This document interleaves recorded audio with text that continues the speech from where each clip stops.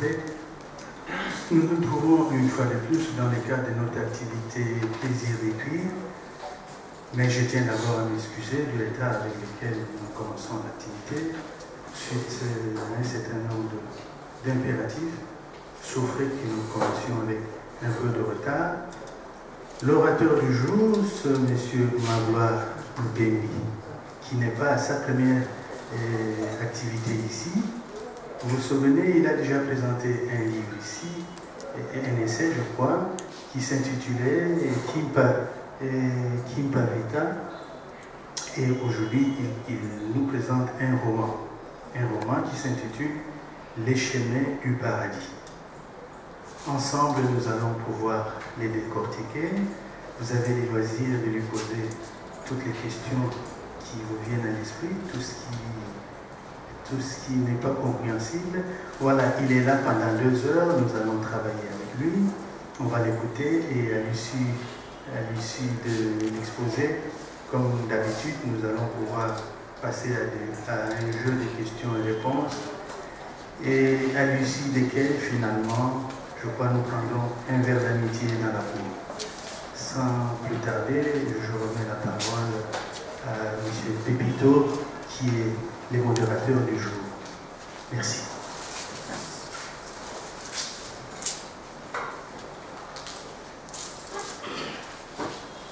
Bonjour.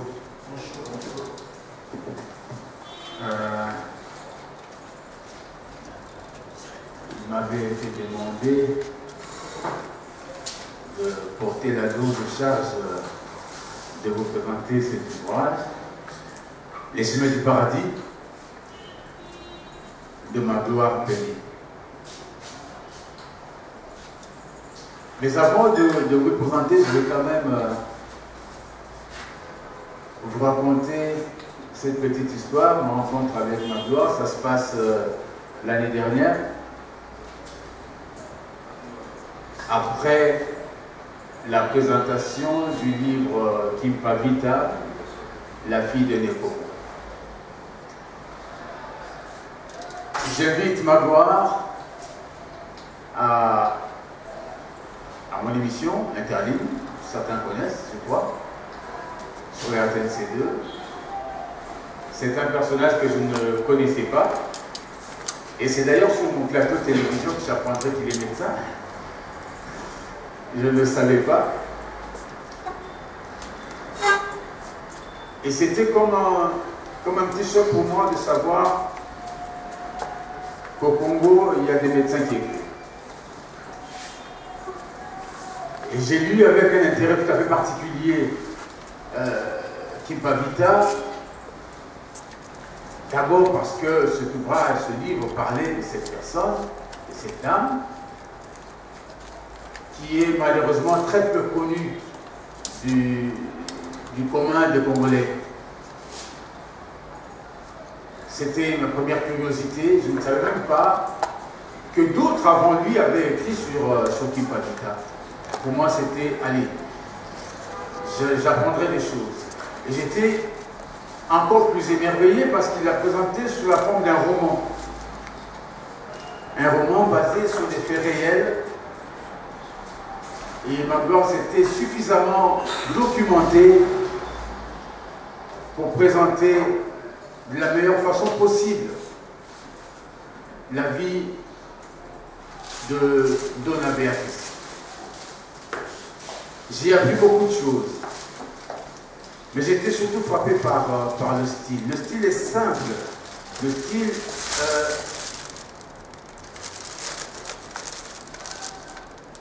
direct.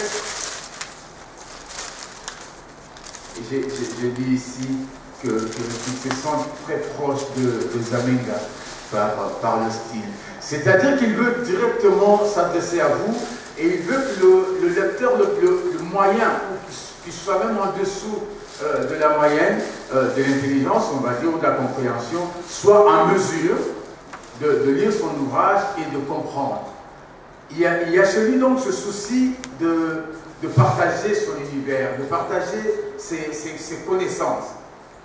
Ce n'est pas des livres savants où l'on vient plus étaler son intelligence plutôt que de poser des problèmes, plutôt que d'exposer. Et ça m'a beaucoup frappé chez Magloire, parce que présenter cette histoire sous la forme d'un roman, c'était le moyen le mieux choisi en tout cas pour faire connaître cette dame. On a l'impression de lire un roman comme tous les romans, comme un roman ordinaire, mais on y apprend beaucoup sur ce personnage. On découvre des choses. Et depuis, on est resté quand même en contact.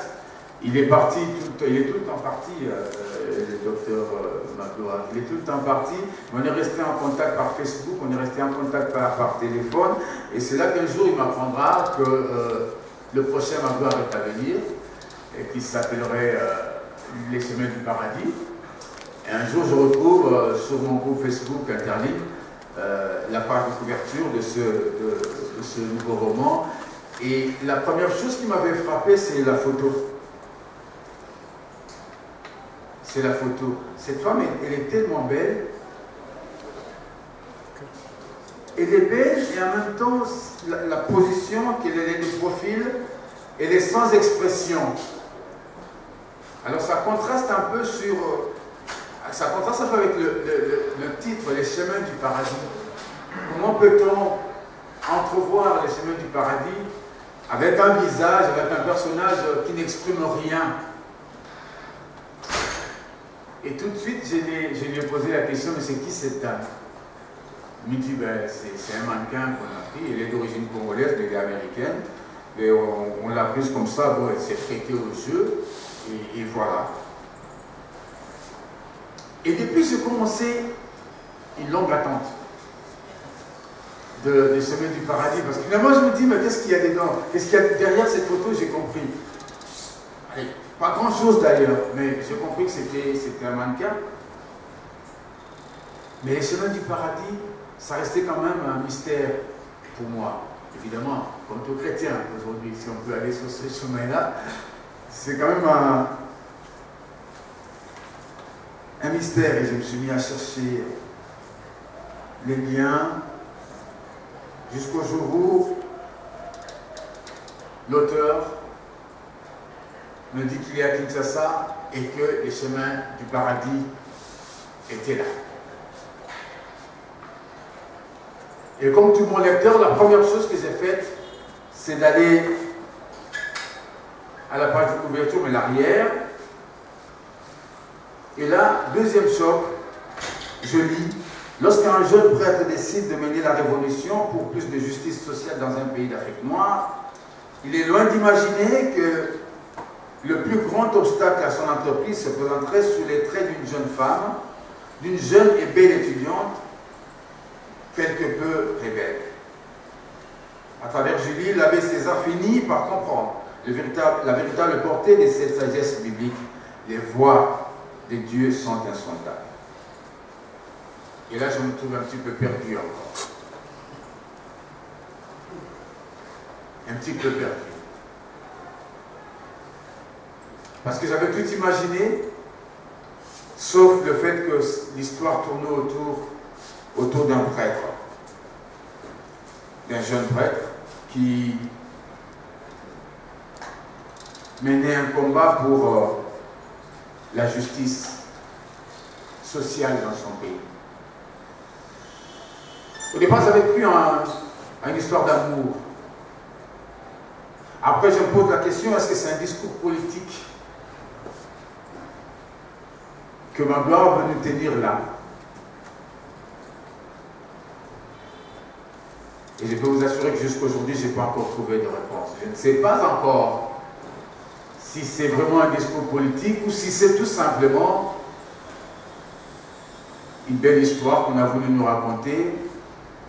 Peut-être que Magloire, parce que moi je me suis retrouvé sur plusieurs pages, parce que quand j'arrive à l'université de Kinshasa en 1983, vers le milieu de l'année, il y a des émeutes.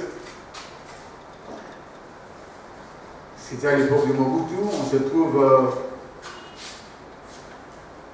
à moins d'un quart d'heure, il y avait plus de militaires que d'étudiants sur le campus. Et d'ailleurs, on connaît cette belle histoire parce qu'on dit que tout était parti du Home 10. Moi, j'habitais le Home 10, la chambre 13-20. Et les militaires qui venaient cherchaient l'homme 10. Parce que c'est lui l'instigateur. L'homme 10 à Zawapi. Bon, ça l'a mis sur les photos, mais Wapi l'homme 10.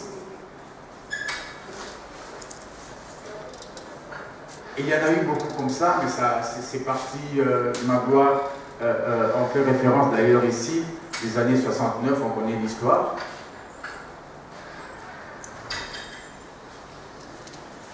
Mais finalement, je me dis que le problème de Magloire, à travers les chemins du paradis, c'est un peu la lutte. Je me demande si ce n'est pas lui-même l'abbé César. Il a l'air d'ailleurs d'un prêtre, quand on le regarde. Il donne l'air plus d'un prêtre que d'un médecin. Défroqué.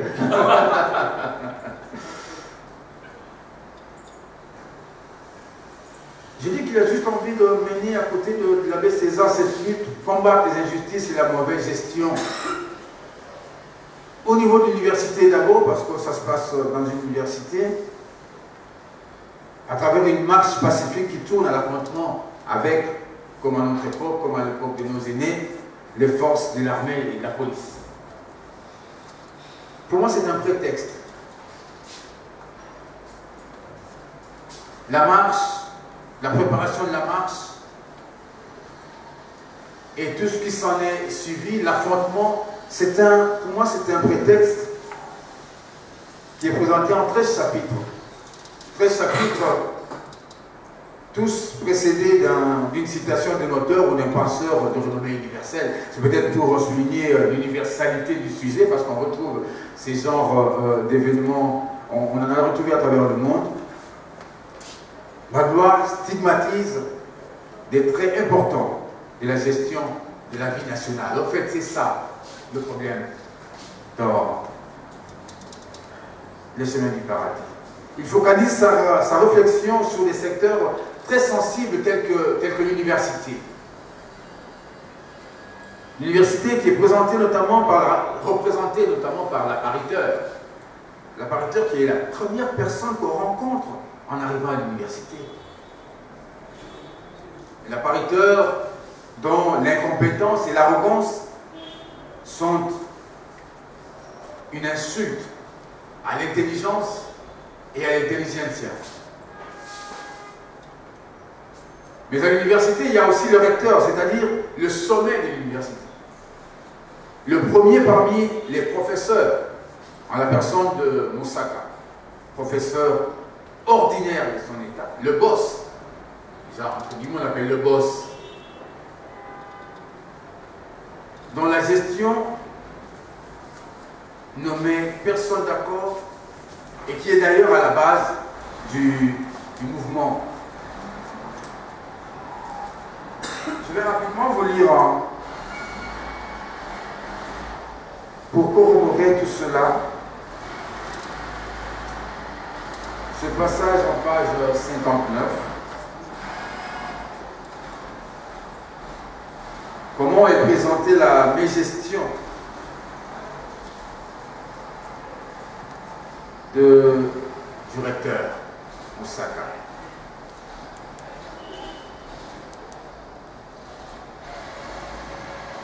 À 4 h du matin, César était encore devant l'écran de son ordinateur. C'est qu'il découvrit dépasser tout entendement. Des centaines de preuves attestant du clientélisme, de la corruption,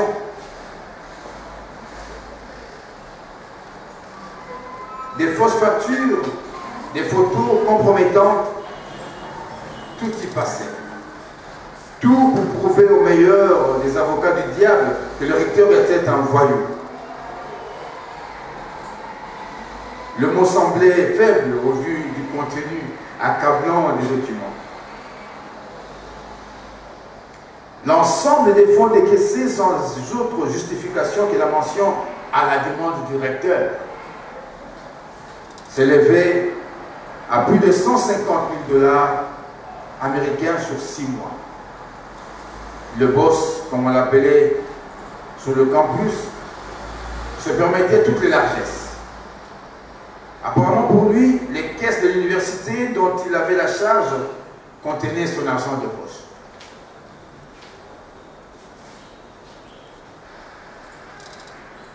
Était également répertorié l'argent décaissé pour des projets budgétisés qui n'ont pas connu le moindre début de réalisation. Ici, 15 000 $ prévus pour l'achat des ordinateurs fixes qui n'ont jamais été livrés. Ici, 15 000 $, là-bas, 17 000 $ pour l'installation d'un circuit vidéo dans la salle de promotion. Ailleurs, 22 000 $ pour le changement du mobilier d'un auditoire et ainsi de suite. La suite semblait sans fin. Il y avait aussi l'ensemble des décisions autocratiques en sa propre faveur prises par le recteur pour augmenter sa prime de fonction. De 3 000 $ mensuels, elle est passée à 5 500 en 3 mois. Ça, c'est le recteur. Et la courbe ne semble pas prête à atteindre son point d'inflexion. Pendant ces temps, les primes des autres corps de métier sont revus à la baisse. Voilà comment le recteur gère l'université. On peut comprendre, on peut tout comprendre du comportement de l'appariteur, parce qu'au départ, c'est quelqu'un qui, à notre avis, n'est vraiment pas à sa place. Mais le recteur qui, lui, devait redresser les choses, voici comment il gère l'université. L'autre secteur de la vie nationale, c'est l'armée. C'est les forces de maintien de l'ordre, l'armée et la police. Dans le manque de professionnalisme et la brutalité brute ou brutaux, dans le manque de professionnalisme, tranchent dangereusement avec leur vocation de gardien de la paix, protectrice des masses populaires, appui à la démocratie, et ainsi de suite. La police et l'armée transforment toutes les revendications sociales en opposition politique. Et les leaders sociaux en opposant à abattre absolument. Il pose également le problème du clientélisme dans la domination et l'affectation de certains dirigeants et donc des influences croisées que subissent tous ceux qui ont une parcelle de pouvoir et qui ne le tiennent souvent pas par leurs compétences avérées, ce qui les place en permanence sur une chaise dont ils pourraient être éjectés sans ménagement et au mépris de toute justice, exactement comme ils y avaient été classés. Et j'en veux pour preuve ces autres phrases, ces autres extraits. Toujours en page, je reviens en page 60. Les faits contenus dans cette clé ne pouvaient avoir eu lieu que dans un contexte de clientélisme et d'impunité. Le recteur reversait probablement à des gens plus haut placés des prébendes pour se maintenir à son poste. Sur la scène de corruption, beaucoup trouvaient leur compte alors que l'avenir de la jeunesse était compromis.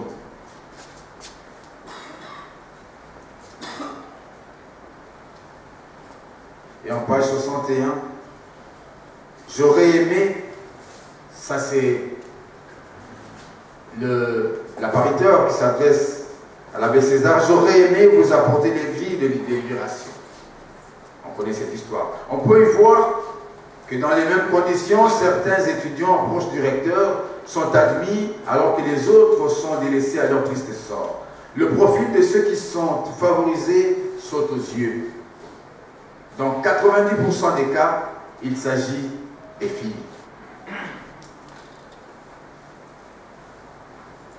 Et plus loin encore, en page 81,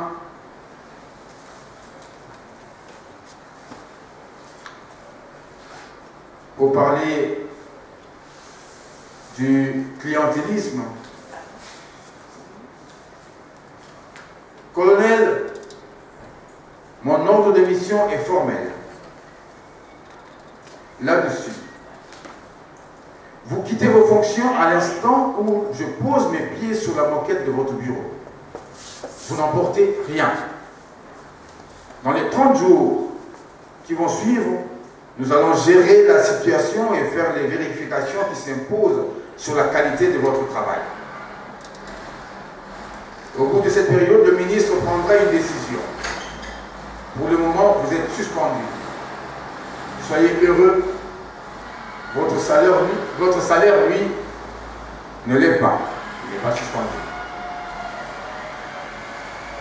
Notez également qu'il vous est interdit de quitter la vie. Et lorsqu'en page 62, l'appariteur pose cette question à l'abbé César, pensez-vous qu'en faisant cela, vous êtes dans votre rôle de prêtre? Et plus bas encore, toujours en page 62, je vous lis ces extraits juste pour expliquer la démarche de l'auteur. Vous détenez, par rapport à l'image, là on parle du prêtre, vous détonnez par rapport à l'image que je me fais des jeunes prêtres actuels. Il me semble plus attaché à l'opulence, à l'argent. Et il faut quand même le dire aux femmes. Si vous permettez, permettez-moi de vous dire que vous semblez jouer dans les registres de la sainteté. Et lorsque la paritaire tient ce langage à l'abbé César, je me dis que ma gloire pose clairement la problématique de l'engagement politique des religieux, des prêtres catholiques surtout, qui revient cet engagement comme une ritournelle dans les milieux sociopolitiques congolais. On se pose toujours la question, est-ce que les prêtres ont le droit d'avoir un engagement politique? Est-ce qu'ils ont le droit? Est-ce que ce qu'ils font est bien? Est-ce que c'est conforme à leur serment? Est-ce que c'est conforme à leurs engagements en tant que religieux? Mais ma gloire est en même temps très vicieux. Évidemment vicieux comme bon nombre de ses compères écrivains. Il s'est servi malicieusement de cette histoire d'amour totalement ou quasi totalement impossible que vous, Julie, pour le prêtre, pour le pauvre homme de Dieu. Il se sert donc de cette histoire pour nous détourner, pour détourner notre attention de ses intentions réelles, de croquer comme un dessinateur de bande dessinée quelques traits de la situation socio-politique de la RDC. Mais ce faisant, il nous fait découvrir la personnalité de Julie. Cette fille qui sait se battre pour ses idées. Ça tombe bien, nous sommes en plein mois de la femme. Ma gloire nous fait découvrir à travers ce personnage, Julie, cette fille qui sait se battre pour ses idées, pour imposer sa vision et tout donner pour atteindre ses objectifs. Cette femme qui sait mettre son sexe au placard, pour lever la voix au milieu des hommes et prendre les commandes et le commandement des opérations à l'opposition de cette femme qui peut faire de son sexe et de tout son corps, par ailleurs, l'objet important d'un trafic odieux qui peut aller jusqu'à mettre en place et démettre les hommes de pouvoir. Sinon de servir d'appât au profit des pêcheurs du haut gros. Même si cela fera de Julie, et c'est tout à son honneur, la première victime de la barbarie militariste. Enfin, visiblement à cause de la présence de l'abbé César dans cette histoire très passionnante, la plume de Magloire Baby dévoile et révèle la difficile situation qui est le quotidien de nombreux hommes métiers. Il y en a un dans notre salle.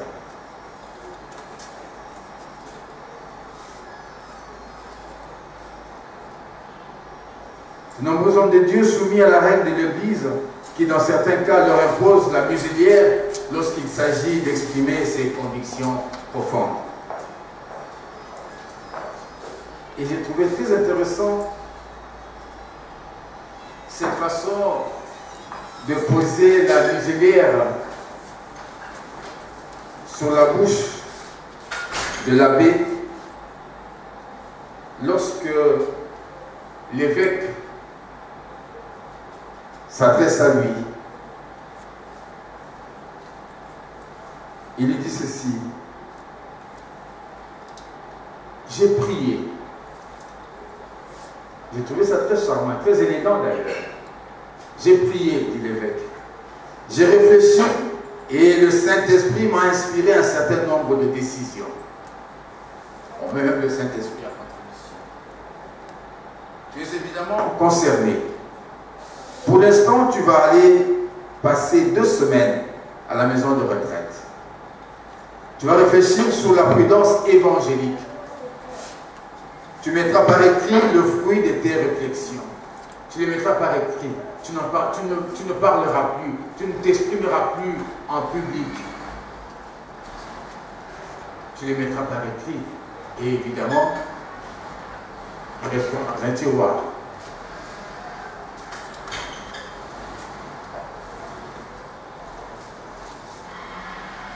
Je te donne ce cahier de dessin, ce cahier à dessin.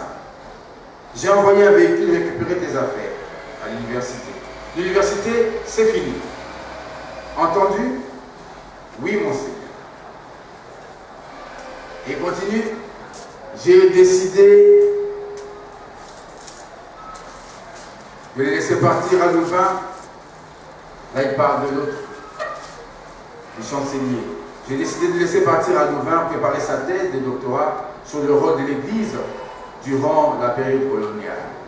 À la fin de ta retraite, tu le remplaceras. Promesse pour le mettre un petit peu à l'aise. Mais en réalité, c'est lui qui va en retraite. Tu seras désormais mon secrétaire et tu travailleras à mes côtés.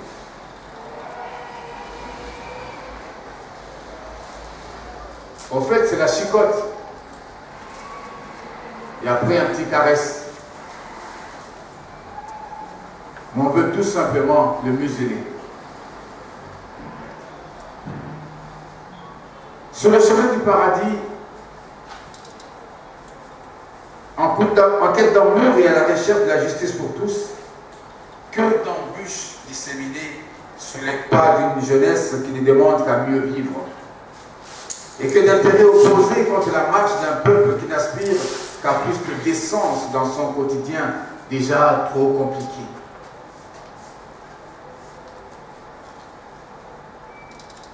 C'est à la fin de l'an passé que j'ai reçu le roman de Magloire, Les chemins du paradis, en prévision de sa participation interligne. Encore une fois, encore une fois, mais la plume limpide et entraînante de l'auteur est dans... Excusez-moi, la plume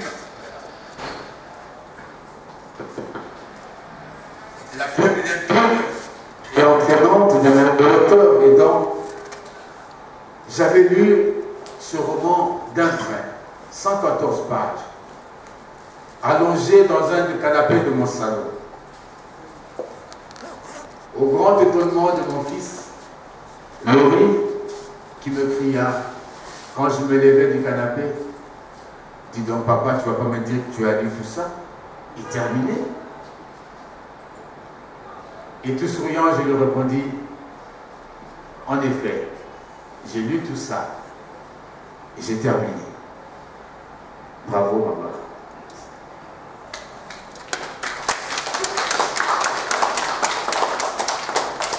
Alors pour la petite histoire, là je vais faire un petit commentaire.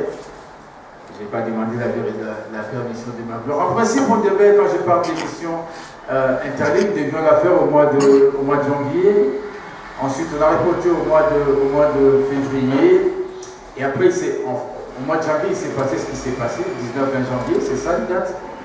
Alors, je n'ai pas voulu vous résumer vraiment l'histoire, ce n'était pas le rôle d'ailleurs. J'ai voulu en fait vous dire ce que ma gloire a voulu nous dire. Tout simplement parce qu'après il me dit, je pense que le moment est mal placé pour faire une émission autour de cet ouvrage. Parce que vous retrouverez à la lecture qu'il y a des situations qui ressemblent un peu à ce qui s'est passé le 19 ou 20 janvier. Et ça pourrait, à travers une émission comme ça, porter à croire que c'était fait à dessein. Et ça se passe à la RTNC, ça c'est sûr que cette émission n'aurait pas été diffusée en ce moment-là. Et coïncidence sur coïncidence, la marche de ces étudiants dont parle ma gloire s'est passée un certain 20 mars, nous sommes le 21 mars. Ça s'est passé hier. Et aujourd'hui, nous en parlons. Donc c'est encore tout frais.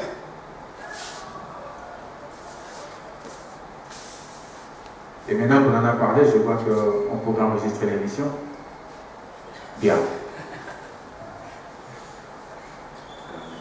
Merci Pépito, merci pour cette lecture. Je vais peut-être faire un commentaire en 2-3 minutes. Je pense qu'on laissera le public réagir. Juste pour rebondir sur ce que Pépito vient de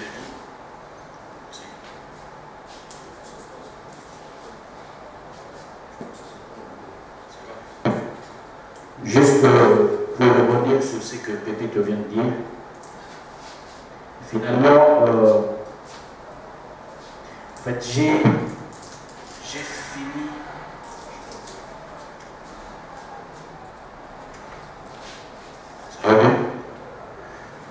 On va faire avec. Lorsque j'ai fini de mettre la dernière main sur ce livre, j'étais à Bangui, en République centrafricaine. Et donc les choses suivent leur cours et puis on publie le livre. Et maintenant, il se fait, au moment où je rentre à Kinshasa, il y a tout ce qui se passe. Il y a le 19, 20, 21 janvier. Donc là, c'est comme si l'actualité s'est télescopée avec ce qui est raconté ici, alors que vraiment, tout ça a été écrit longtemps en avance. Là même actuellement, on est dans la même... On est à peu près dans la même actualité. Mais bon, c'est ça aussi une sorte de, je sais pas, on va parler de prévoyance, de clairvoyance, de prémonition, mais quand on lit le livre, on lit la société, malheureusement. Et je fais partie de cette société, que je le veuille ou non, il y a des choses que je dis, que j'écris, soit ça s'est passé, soit c'est en train de se passer, soit ça va se passer. Je pense que c'est aussi ça la fonction de l'art quelque part. Donc Pépito a commencé par parler de la photo. Je vais faire la même chose. Sur la photo, elle se prénomme Nadia. Elle est américaine, d'origine congolaise. Et cette petite photo a une histoire aussi.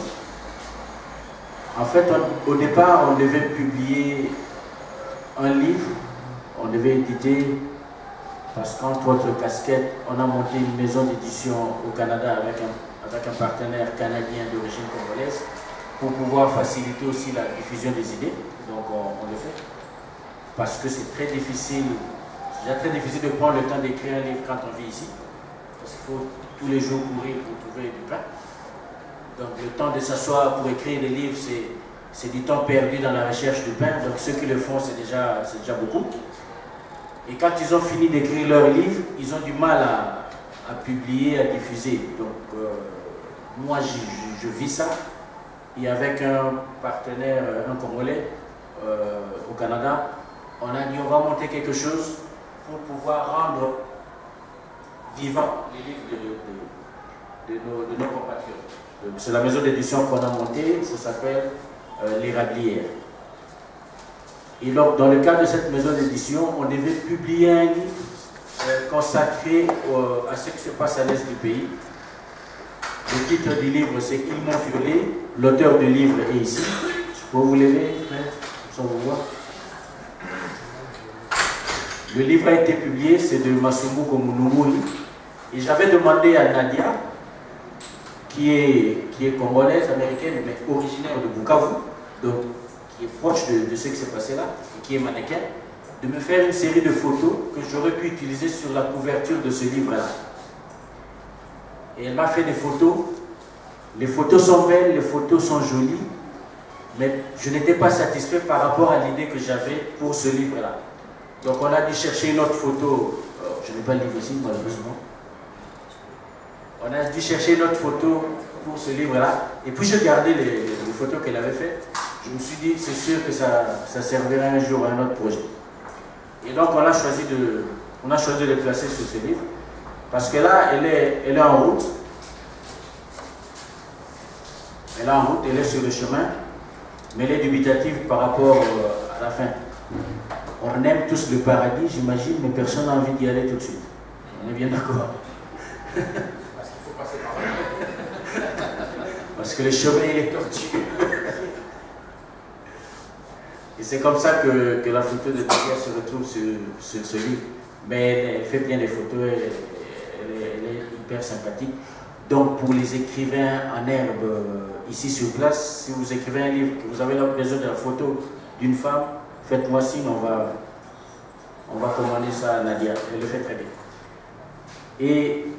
Et en fait, dans l'histoire qu'on raconte, pour moi, c'est le vécu qui est le nôtre, avec tout ce que nous avons comme difficulté. Et comme quelque part, on ne sait pas toujours le dire, alors on l'écrit. On l'écrit et ce qui est écrit reste comme témoignage de notre situation, mais aussi comme témoignage de notre volonté à sortir de cette situation. Parce que la pire des choses qui puissent nous arriver à nous maintenant, c'est que dans 200 ans, dans 300 ans, quand nos enfants, nos arrière-petits-enfants, nos arrière-arrière-petits-enfants étudieront notre époque, il ne faudrait vraiment pas qu'ils se disent mais qu'est-ce que nos parents avaient ou étaient, comment est-ce qu'ils ont pu accepter de telles inepties. Et là c'est un petit témoignage pour eux aussi, surtout pour eux, pour qu'ils se disent oui, malgré tout, on s'est battu pour changer les choses, dans la mesure du possible. Après, je ne rêve pas. Ce n'est pas un livre qui va changer la face du monde. Il y a peu de chance. Mais par contre, un livre est une occasion pour discuter d'un autre possible. Pour rappeler qu'un autre possible est possible. Pour ne pas baisser les bras. Pour ne pas croiser les bras. Et je pense aussi que quelque part, c'est un devoir auquel on ne peut pas échapper. Moi, je suis médecin, je suis psychiatre, je travaille au CNPP, je suis professeur à la fac de médecine de l'université de Kinshasa, j'enseigne la psychiatrie et la psychologie clinique. Je peux tranquillement me contenter de ça, je pense. Là, je serai par exemple sur mon lit en train de lire une histoire sur Freud ou je sais pas comment dire. Mais je pense aussi que dans une société comme la nôtre, ceux qui ont la chance d'avancer ont beaucoup de devoirs par rapport au reste de la société. Absolument. Et on n'étudie pas pour nous, on étudie plus pour toute la communauté. Et ce qu'on a appris en termes de savoir, en termes de technique, en termes de savoir-faire, doit absolument profiter à la communauté. C'est pour eux qu'on va à l'école. Et c'est pour ça que nous sommes obligés d'utiliser ce savoir-là, d'utiliser nos compétences pour provoquer cette communauté, pour essayer de changer des choses dans cette communauté. Absolument. Et donc c'est dans ce cadre-là qu'on essaie de faire ce qu'on fait. J'écris des livres, j'essaie d'en publier, je suis en train d'aider des compatriotes, des collègues à publier leurs travaux. Je le fais vraiment de très bonne foi parce que j'y crois, parce que je crois que c'est important. Parce que j'ai l'opportunité de le faire, je le fais. Et on va continuer à le faire le plus possible. Le plus possible. Parce que c'est vraiment un devoir pour nous. Si on va à l'école, c'est pour pouvoir, en rentrant à la maison, expliquer des choses à son grand-père, à sa grand-mère. On doit éviter ce comportement qui fait qu'on se cloisonne comme nous on est à l'université de Kinshasa, ça s'appelle la colline inspirée. On monte sur la colline, on est inspiré, on reste au-dessus. On ne regarde pas le bas de la colline où se trouve le peuple. On est vraiment là pour ce peuple. On est vraiment là parce que ce peuple existe et parce que quelque part ce peuple nous a porté. C'est dans ce cadre-là que j'essaie dans la mesure du possible de raconter le quotidien de ce peuple. J'ai commencé à publier en 2008. J'ai publié une pièce de théâtre qui s'appelle Les Cris des femmes. Et ça raconte vraiment les difficultés de jeunes filles à survivre dans une société qui veut les maintenir dans un certain rôle. J'ai publié l'année qui suivait quelques réflexions sur notre quotidien aussi. Ensuite, j'ai publié en 2010 Les mystères de Kinshasa. Là, j'ai raconté la vie à Kinshasa sur 10 ans, en partant de la marche de chrétiens de 92. C'est toujours très engagé.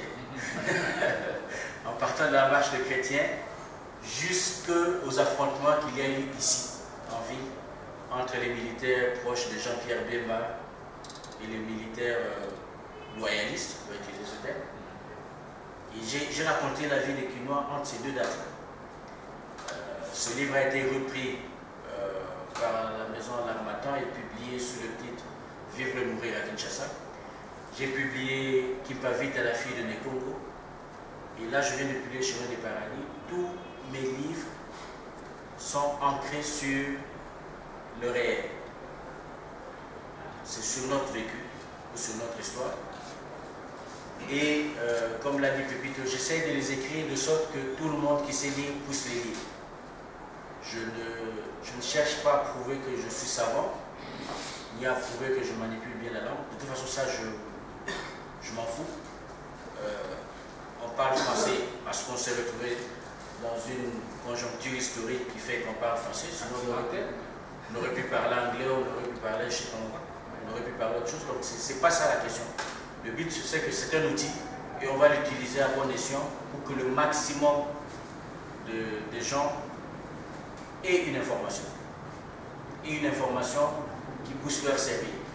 Ce qui fait que c'est toujours à minima engagé. Et c'est peut-être un euphémisme que j'utilise.